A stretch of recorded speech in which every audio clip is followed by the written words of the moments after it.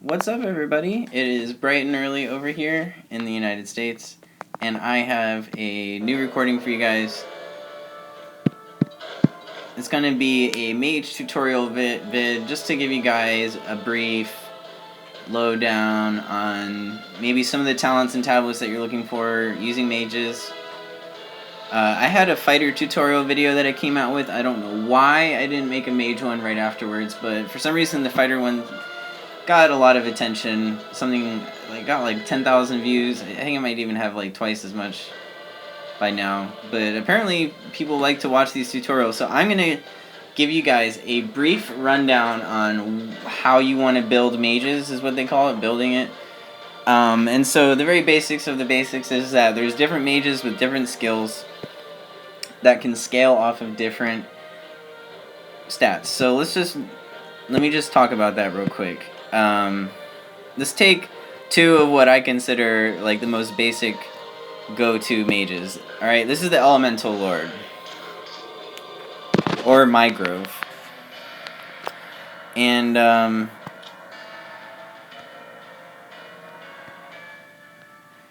all the heroes in the game are really powerful. Mygrove is extremely powerful. And let's just go ahead and take a look at his ultimate. Is called Shock Field. Mygrove fills an area on the battlefield with a sudden jolt of powerful electrical energy. Damage, 10% of Mygrove's maximum MP. Duration is 4 seconds. And additional effect, Mygrove will gain 100 max MP after learning this skill. Okay, so MP is mana. And so that means that if you have a talent page... My first talent page is actually for mages, because that's what I use most of the time is mages. I consider myself a mage player. And so that is why my first page is for mages. But I have a couple more pages, and so we're just going to look at a blank one that I have. And so with Mygrove, you're going to want to go ahead and max out Intelligence, which increases your maximum MP. And the reason you want to do that is because it makes it ultimate stronger. You don't necessarily want to max out Intelligence with other mages, in my opinion. So, I have some friends. This is just for talents. We're talking about for talent right now. What do you want to max out on a mage? This is just how I have mine right now. I don't know why mine's actually like this. This is not what I normally do. So, I actually have some friends that play mages, and they use 40 points in mage. I have never done... I've tried it a couple times, and it's nice, but it's not how I think you should do it. So, look, if you're using any mage, whether it be Karoshia or Mystic, which is actually my main, you can see that my top 3 most used heroes are Mystic, Sia, and Gambler. And so we're going to go ahead and do some gameplay with the Mystic. But first, let's talk about talents. I think that I have mine set up incorrectly right now. I have had it incorrect for a while. But look, if you want to set up your mages, this is how you do it. You want to put 5 in cooldown, 5 in extra magic attack. You want to have this, which mana adept. You want to put 1 point in that. Okay, you want to get this one that increases 3% chance to deal an extra 50% damage to soldiers and neutral creatures. You want to max that out only so that you can get this next tier skill called Skill Outbreak. And Skill Outbreak is very, like... If you're not using Skill Outbreak, then you're not using mages correctly, because it's really, like, kind of what you're depending on is, like, burst damage. And so skills used on a hero have a 10% chance to deal an extra 150% damage. That's important, because that 10% chance could actually land on like your ultimate, and you can just completely destroy people with that extra 150% damage. So that's crazy. You want to have Skill Outbreak. Now everything else, maybe this skill up here called Knowledge, increases magical attack by 0.3 for every level, increases magical attack by 5% when your HP is low, 15% when your HP is below 40%. This is called Strike Back. So that means that when a mage has below 40% HP, that they're actually more dangerous. So I use that. And I also use Leech, and I also max out the armor piercing. And so that's kind of how I run with mages. And so yeah, that's what I do. I could also put 5 in the second tier cooldown. I like to have the extra movement speed. Or I can put this into HP regeneration or MP regeneration, depending on if I want HP or MP, whatever helps you stay in the lane longer. If you feel like you're running out of MP, or if you feel like you're running out of HP. So look, I can't make up my mind. I'm going to go ahead and put 1 in each and increase the amount of gold I get for killing a soldier by 1. Let's just run over that real quick. I have 30 in Mage right now, and I'm neglecting these 3, the cooldown per level and the MP. So, not too bad. I actually think that that's probably fine. And so that's my talent build for him. Sorry, him. I was talking about Mystic for a second in my head. I think that Elder Tablet is really good for mages. Let me show you what my Mage Tablets look like right now. I have a Whispering Tablet that is Leech HP and Magical Defense.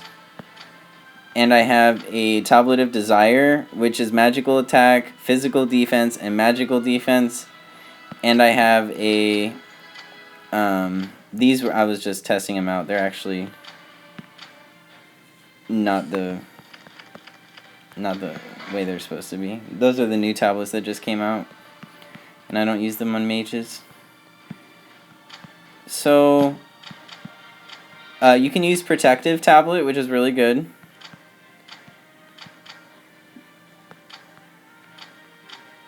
And Assistance Tablet, you know, if you're using that teleport on the 5s, you wouldn't be using Assistance on 3s, so it's kind of, you know, you wouldn't be using teleport on 3s, so it's kind of one of those, you know, use your own judgment there on which kind of tablets you're taking into the battle. But here's a tablet of the Jaguar for mages that I used. So typically,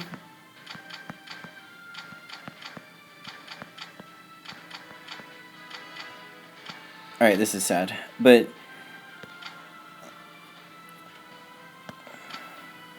typically what a lot of mage users do is they'll put cooldown inscriptions in, and then they'll either put Magic Pierce or they'll put Magic Attack. And like I was saying earlier, I think Elder Tablet's really good for mages, so I'm going to go ahead and ascend this one, and I'm going to take it into battle real quick.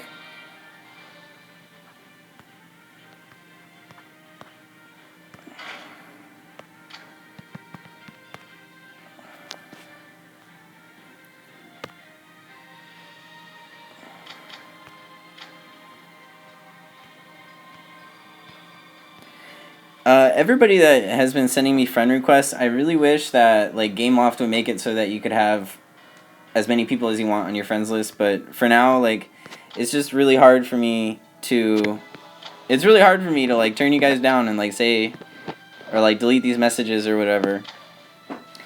But my friends list has a lot of people on it that are there for a reason, and have been on there for a long time, so it's really hard for me to actually delete people off of my friends list. So we are going to go ahead and go into a battle real quick. Just a friends PvP on Border Skirmish, and we're going to use the new tablet I ascended and the Whispering and Desire tablet that I showed you guys. Hey Crazy, are you ready, man? I sent you an invite.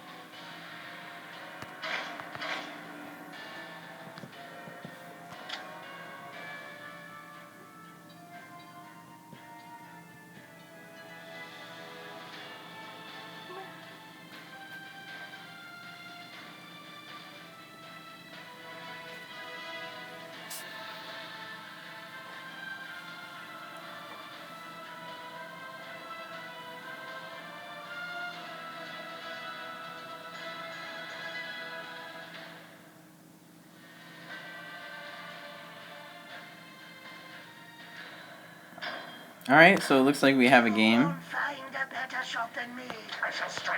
And I'm going to go ahead and do Mystic. He is my most used hero. I have used Mystic an incredible amount. I fell in love with him. I had no idea what he did or anything, and I saved up emblems to buy him. He was the first mage I bought, I think. So, yeah. And then I just played PvP with him all the time. I still love him. Where is he at? Now that you can have 2 skills in Heroes of Order and Chaos, it makes it a lot different. Alright, so we have my new Elder Tablet.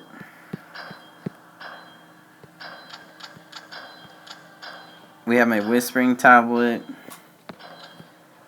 And a Desire Tablet. So this is a good combo, I recommend it. And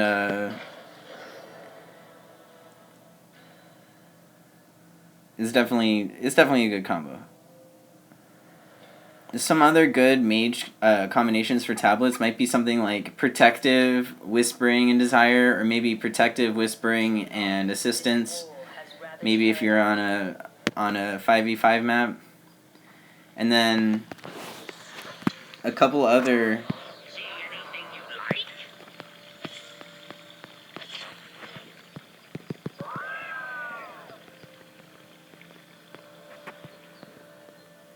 He's my favorite. I like all the sound effects and stuff. I'll still never know what he says when he puts up a wall. It's like, Krav Maga! And then they die. I have no idea what he says. Oh, and I was gonna say that, like, in your tablets or whatever, another good, like, setup for your inscriptions, you could do, like, all magic attack, and then you can do cooldowns. Or you can do all magic piercing and cooldowns. Or you can... I can't remember like what the energies are because there's order energy and chaos energy. But yeah, that's really what you're looking for. I have my specific tablets just because, I don't know, I want like a mixture of defense and offense. So I get like offensive tablets and then I mix in like magic defense and some physical defense in there. And then the Elder tablet gives you physical defense too. So... not only are you getting some defense from the inscriptions, but the tablet's also giving you a little bit of defense, so that's helpful for me, because like, I tend to get into bad places sometimes.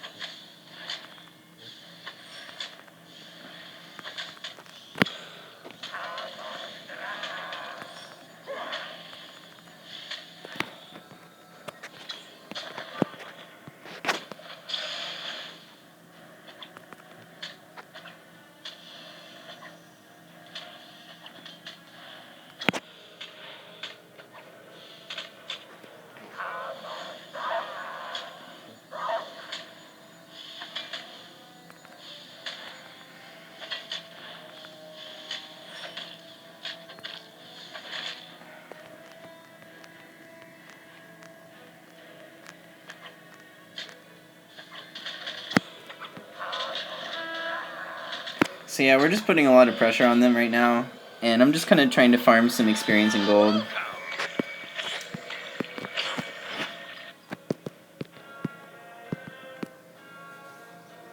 When you put like early pressure like that in the lane, it makes it so that the creeps go towards the tower, and it's quite a bit harder for them to get last hits on the soldiers. So that's good. Like in the beginning, you kind of want to be like a little bit aggressive with your lane so that they miss out on some CS. You get like that early level advantage.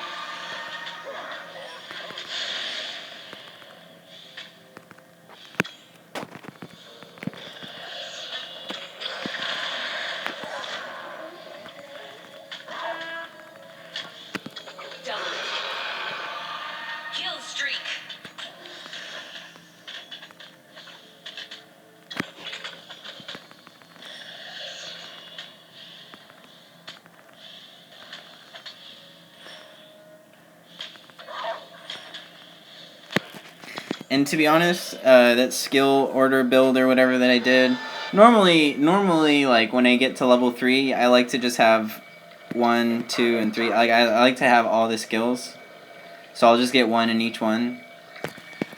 And then normally with Mystic, I max out his crystal chains, or sorry, phantom chains. Wow, I've been calling that the wrong name for a long time. Phantom chains.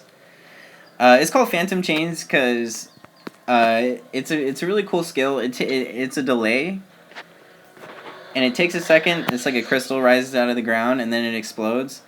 So since there's a delay, you have to like predict where your enemy is gonna be by the time it explodes. It's easy to use like if they're standing still, but phantom chains can be used offensively and defensively. It can be used to slow somebody and maybe put a wall around them and kill them. Or it can be used to slow them down so you can escape.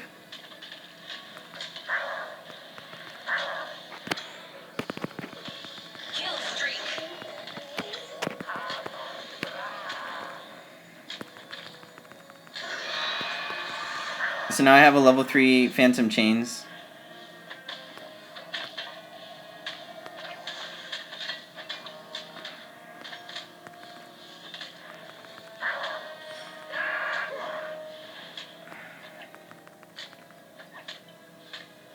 See if I can scare them away from their tower so I don't take tower damage. And they healed, and I'm so dead. What? I bought a healing spice? I do not remember buying a healing spice. Not sure how that happened.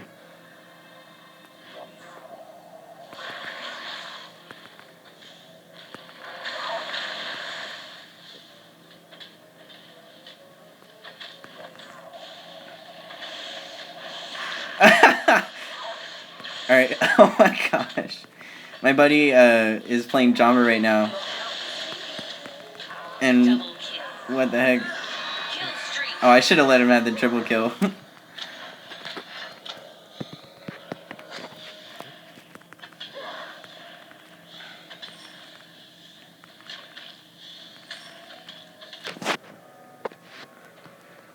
So, I'm not saying that this is exactly how you should build Mystic.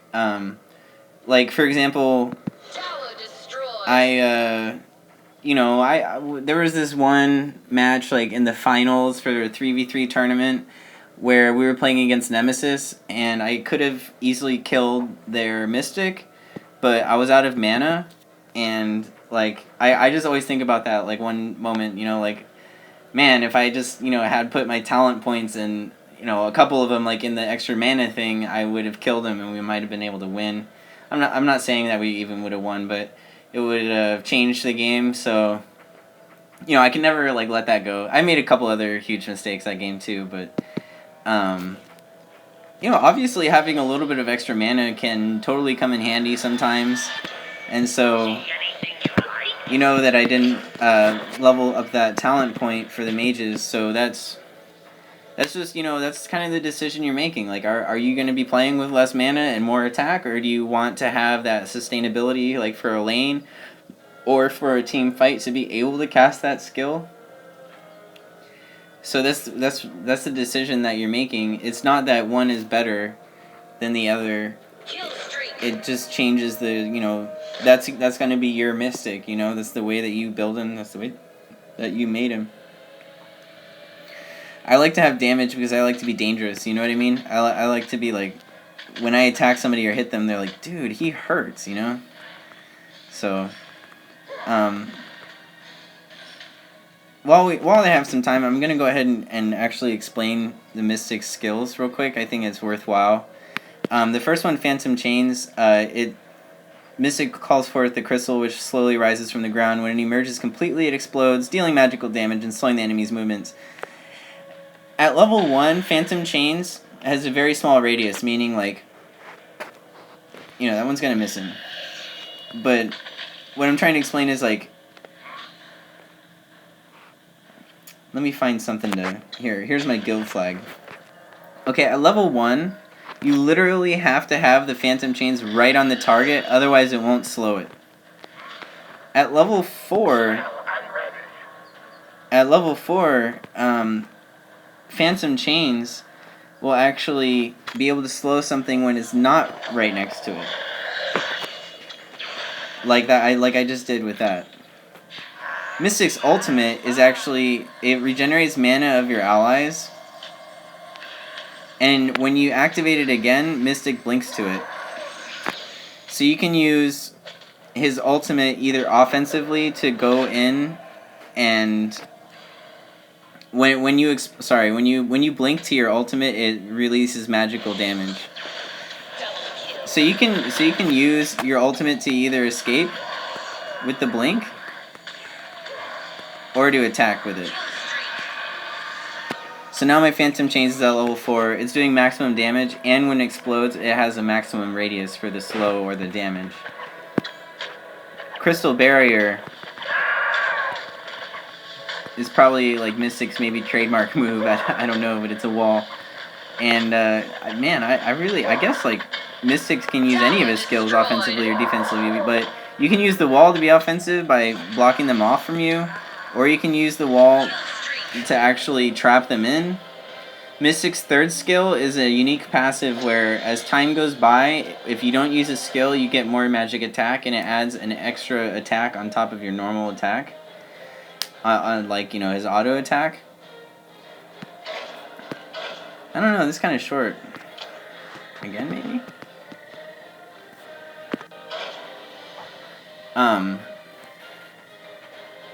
And so, yeah, that's Mystic's passive. And then Mystic's ultimate, if you leave it up, it lasts for, I think, 10 seconds, maybe a little bit longer.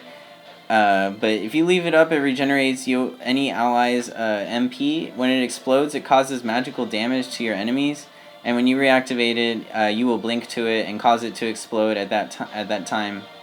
And he's just all around like a fantastic mage. All the mages are really good. I'm going to go ahead and I think I'll go ahead and play a second round actually in this video. I don't normally do this, but that game ended pretty quickly, so I think we have time to talk about another mage. I think I wish I could like ask you guys like what do you want to see, but I'll go ahead and pick a mage here. It's going to be Garoshia. He's another one of my favorite mages. Garoshia is really good with a blink, and I'll show you guys, I guess, or explain why in the game. But it's just because he doesn't have a gap closer, and it's really nice to have a gap closer for his ultimate, so a blink with Garoshia is just a great idea.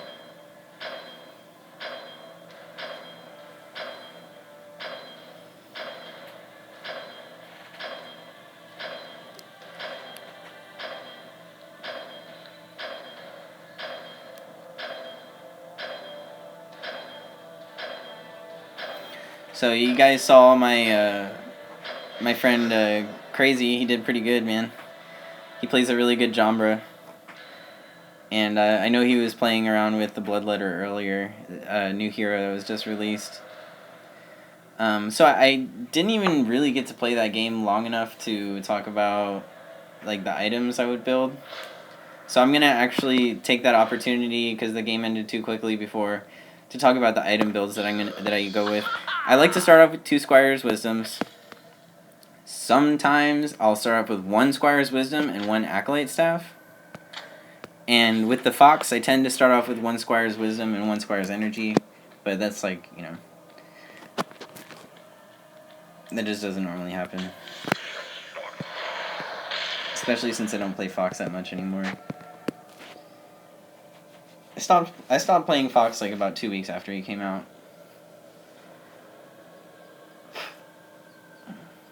Really powerful though. I have used him like probably 5 times since that, like never.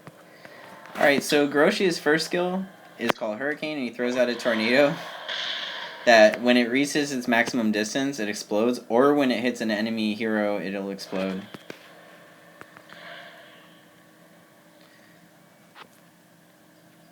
I feel like these are the same people I just played because they're using the same heroes. Sorry, I just like really had to do that. So yeah, Groshia's first skill is just really strong. It's like the meaning of a mage. Like a mage's job is not to get in there and like auto attack people, you know? Like it's your job to like throw skills into a fight and then like back up a little bit. And then just like keep your positioning. Positioning is really important for a mage. You need to always be in the right place during a team fight. You don't ever want to be in the front where you can take too much damage unless you're trying to bait the enemy team, get them to attack you so that they all die and you don't. You want to always have good positioning, meaning you're close enough to cast your spells, but you're not too close so that you die.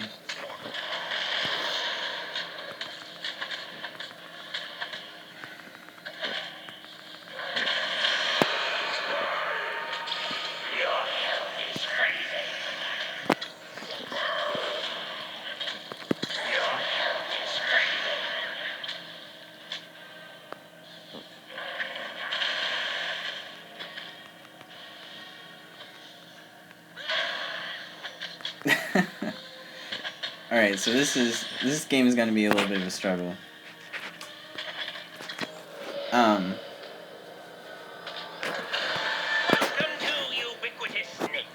So, Groshia's second skill is an AoE, an area of effect skill, that when somebody's standing on it, they take damage.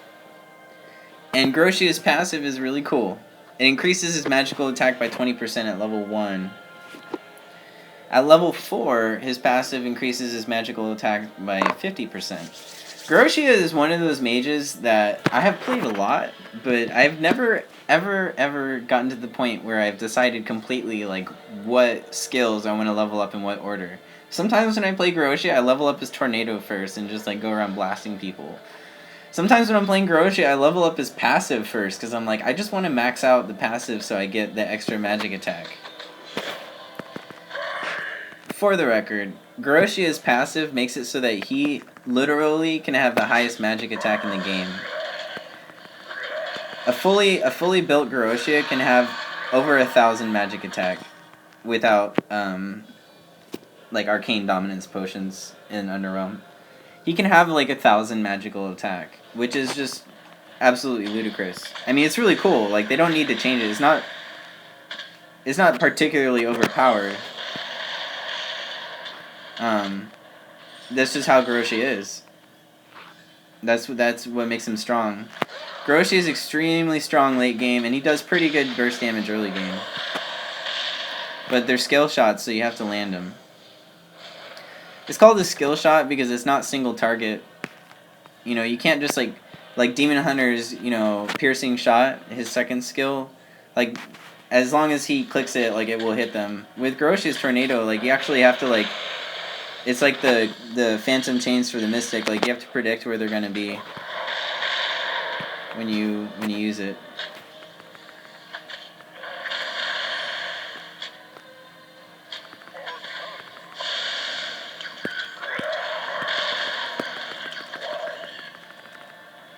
Oh, I'm dead. Oh, I got healed by Crazy. Oh my gosh. Okay. That was insane. Alright, well I do want to take a minute just to talk about the item builds that you want to do for mages in the game. Alright, so... How can I help you?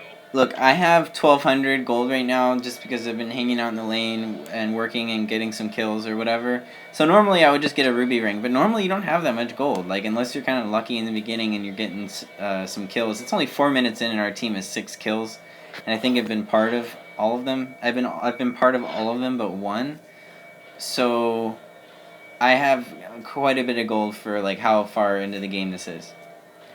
Anyways, look, when I go back to the shop the first time, I almost always buy an Acolyte Staff. Why? It gives me 18 magical attack. That's great.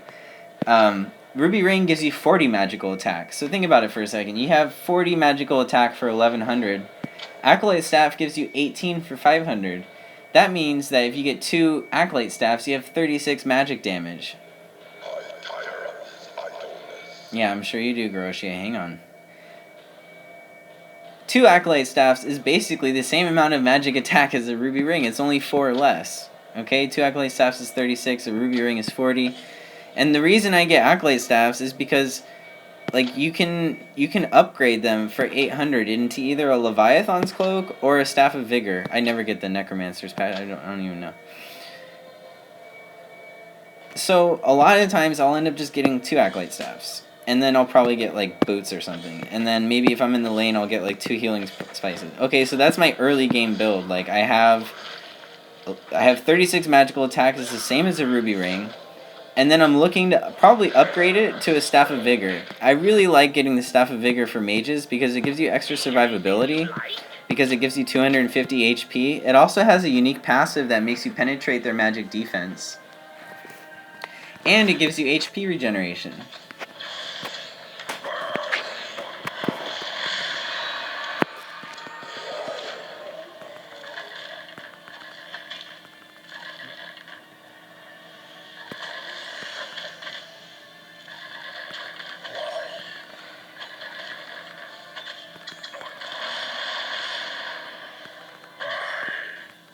Farming is really, really important. This is not just applying to mages, but since mages don't really necessarily always have the strongest auto attacks, or like the best skill animation for it, or attack animation, you just always have to make sure you get all your last hits, otherwise you're not getting items. Alright, so now I have Grosje's ultimate. Burning Shackle. It stuns everybody around you in an AoE. And it's really fun because you can spam it too. I'm not going to do it right now, but I'm going to actually, I'll try it, hang on.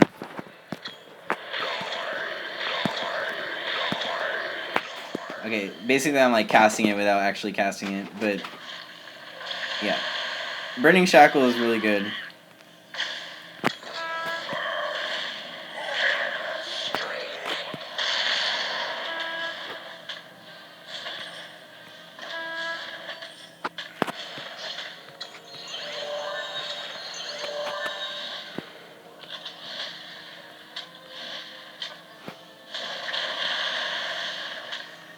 And one thing I found with Groshia is it's best to put your flames down, then put your ultimate up, so that they're literally stunned on top of your flames, and it maximizes the amount of damage that they take.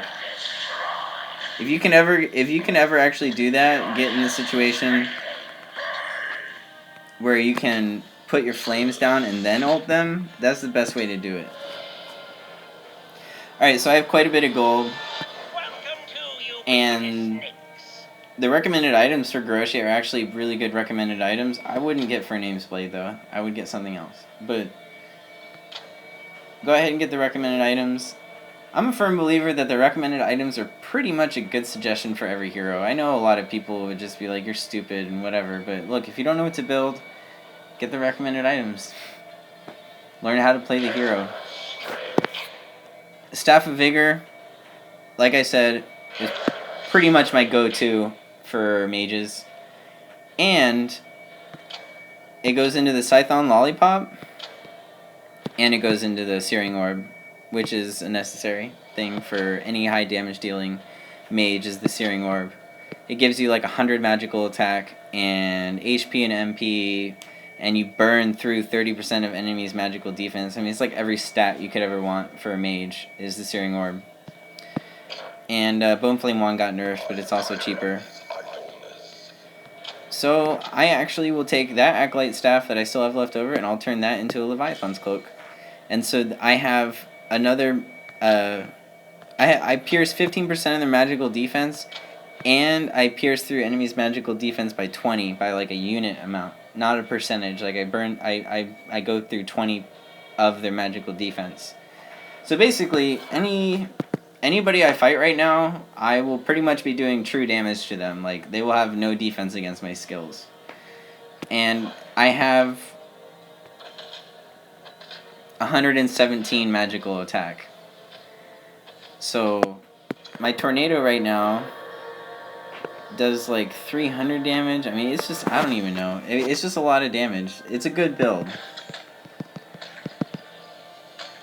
I have a little bit of HP, I'm a little bit harder to kill, and I just really hurt. So I'm going to actually try and do this combo that I was talking about with Groshia, where you can blink in and use your ultimate.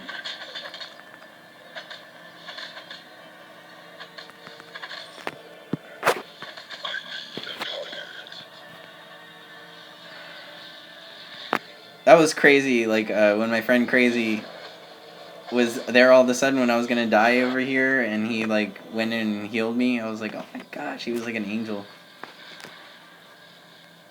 Alright.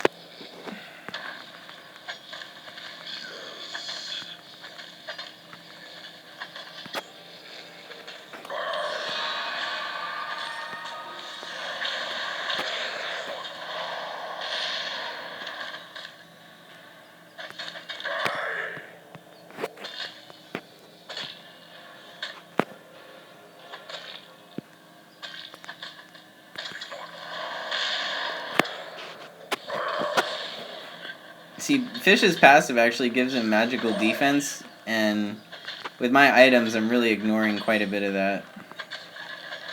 If not all.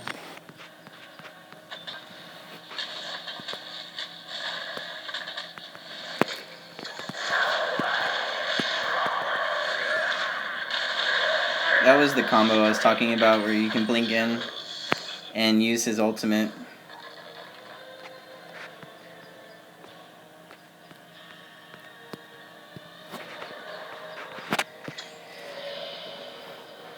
And so, yeah, I have those Acolyte Staffs working for me.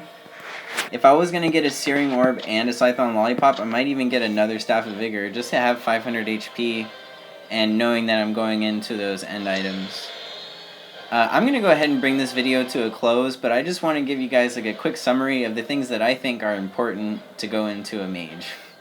And we'll keep it real simple and real opinionated. I think that you should buy Acolyte Staffs, and I think that you should get some movement speed, and I think you should get a Staff of Vigor.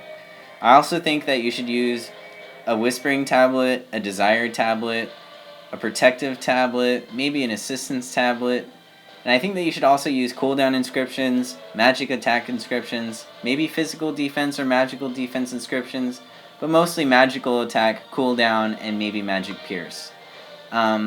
Also, when you're doing your talents, make sure that you pay attention to the skills of the mage that you're making the talent page for. Like I said at the very beginning of this video, Mygrove's ultimate actually gets stronger with the amount of MP that he has, with the amount of mana that he has. So if you're making a page for Mygrove, or if you're just editing your page before you're going into a match using Mygrove, make sure that you pick up the talents that give you extra maximum MP, because that's going to make your ultimate stronger. I think that's about it that I have for you guys right now. If I see any replies in this video saying like, oh, well, I really like to use, you know, this specific mage, like maybe Gambler or something, can you do a tutorial for that, or can you cover that? I'll go ahead and reply, and I'll see if I can do a video for that. No promises though. But thank you guys for watching this video. It's been a lot of fun for me. I actually really enjoyed talking about this stuff. And what else? If you like this video, you should definitely subscribe to my YouTube channel and share it with your friends. Share it with your guild. Alright guys, have a good one. I'll see you later.